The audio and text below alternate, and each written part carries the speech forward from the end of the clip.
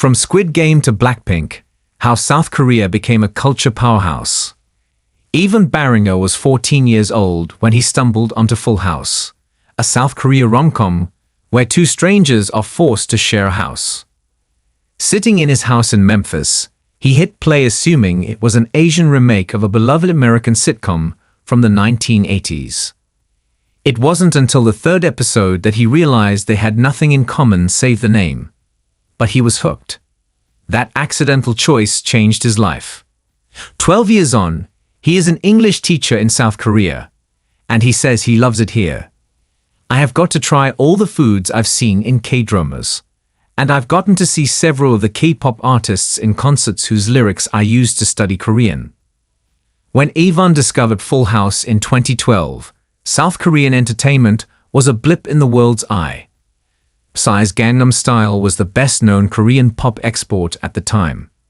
Today, there are more than an estimated 220 million fans of Korean entertainment around the world. That's 4 times the population of South Korea.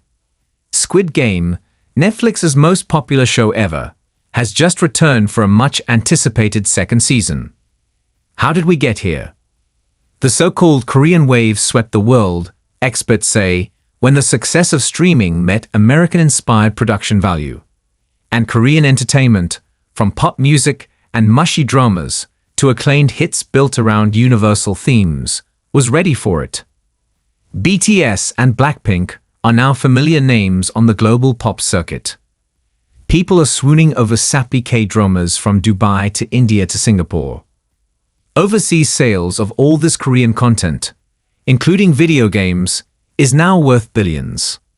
Last month, after 53-year-old poet and novelist Han Kang won the Nobel Prize for her literature, online boards were full of memes noting South Korea's culture victory, a reference to the popular video game series Civilization. And there were jokes about how the country had achieved the dream of founding father Kim Koo, who famously wrote that he wished for Korea to be a nation of culture rather than might. As it turns out, this moment had been in the making for years. It's all in the timing. After South Korea's military dictatorship ended in 1987, censorship was loosened and numerous TV channels launched. Soon, there was a generation of creators who had grown up idolizing Hollywood and hip-hop, says Hae-sung Chung, associate professor of Korean film studies at the University of Buffalo. Around the same time, South Korea rapidly grew rich, benefiting from an export boom in cars and electronics. And money from conglomerates, or chaebols as they are known, flowed into film and TV production, giving it a Hollywood-like sheen.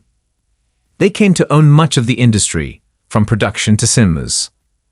So they were willing to splurge on making movies without worrying much about losses, Prof. Chung says. K-pop, meanwhile, had become a domestic rage in the mid-90s, propelling the success of groups such as Hot and Shinhwa. This inspired agencies to replicate the grueling Japanese artist management system. Scout young talent, often in their teens, and sign them onto years-long contracts through which they become perfect idols, with squeaky clean images and hyper-managed public personas. As the system took hold, it transformed K-pop, creating more and more idols. By the 2000s, Korean TV shows and K-pop were a hit in East and Southeast Asia. But it was streaming that took them to the world, and into the lives of anyone with a smartphone. That's when the recommendation engine took over. It has been key in initiating Korean culture fans, taking them from one show to the next, spanning different genres and even platforms. The Alien and the Familiar. Yvonne says he binged the 16-hour-long episodes of Full House. He loved the way it took its time to build the romance, from bickering banter to attraction, unlike the American shows he knew. I was fascinated by each cultural difference I saw. I noticed that they don't wear shoes in the house, he recalls. So he took up Netflix's suggestions for more Korean rom-coms. Soon, he found himself humming to the soundtracks of the shows, and was drawn to K-pop. He has now begun watching variety shows, a reality TV genre where comedians go through a series of challenges together. As they work their way through the recommendations, fans are immersed in a world that feels foreign yet familiar.